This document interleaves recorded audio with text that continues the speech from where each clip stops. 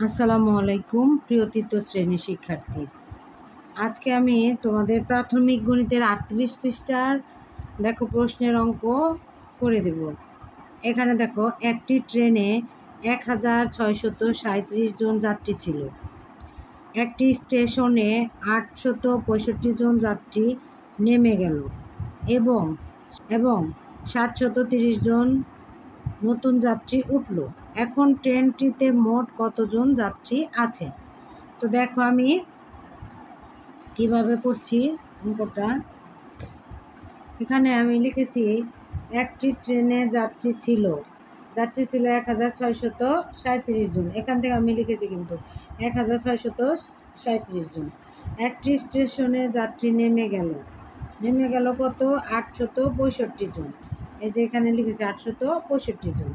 এখন দেখো সুতরাং যাত্রী রইল। এখন এটা যাত্রী ছিল এবং নেমে গেল, তাহলে যে যাত্রী যতজন ছিল সেখান থেকে এটা বিয়োগ হবে। এখন দেখো 7 থেকে 5 গেলে কত থাকে? 2। আর এখানে আছে 3, এখানে আছে 6, তাহলে 6-এর চেয়ে 3 ছোটোর জন্য 3কে 13 ধরতে হবে। তাহলে 6 পুরো গুণো 6, 7, 8, 9, 10, 11, 12, 13, কত হলো? 7। যেহেতু এটাকে আমরা ধরছি এই জন্য হাতের 1 থাকবে। হাতের 1 এই 8-এর সাথে যোগ হবে। 8 আর 1 9, আর এটা হচ্ছে 6। তাহলে 6 এখানে 8-এর চেয়ে ছোটো, এই জন্য 6কে 16 ধরতে হবে। তাহলে এখানে 8 আর হাতের 1 9, এই 16 থেকে 9 বাদ দিব। 9, 10, 11, 12, 13, 14, 15, 16, কত হলো? 7। হাতের 1 রইল, যেহেতু এটাকে ধরছি 1, এই 1 থেকে 1 গেলে কিছুই থাকে না।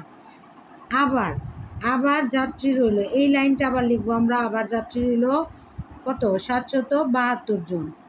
নতুন যাত্রী উঠলো, এই দেখো এখানে নতুন যাত্রী উঠলো কতজন? 730 জন। তাহলে নতুন যাত্রী উঠলো 730 জন। তাহলে যে যাত্রী যতজন ছিল তার মধ্যে আবার নতুন যাত্রী উঠলো হচ্ছে 730 জন।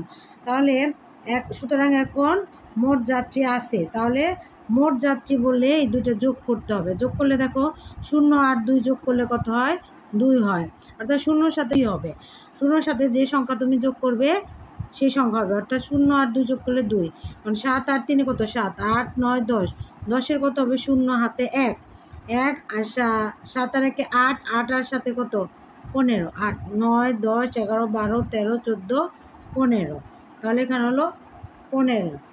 সুতরাং এখন মোট যাত্রী আছে 1502 জন। তো আশা করি তোমরা এটা বুঝতে পেরেছো। তো ভালো থাকবে সবাই। পরবর্তী ভিডিও দেখার জন্য আমন্ত্রণ রইল। আল্লাহ হাফেজ।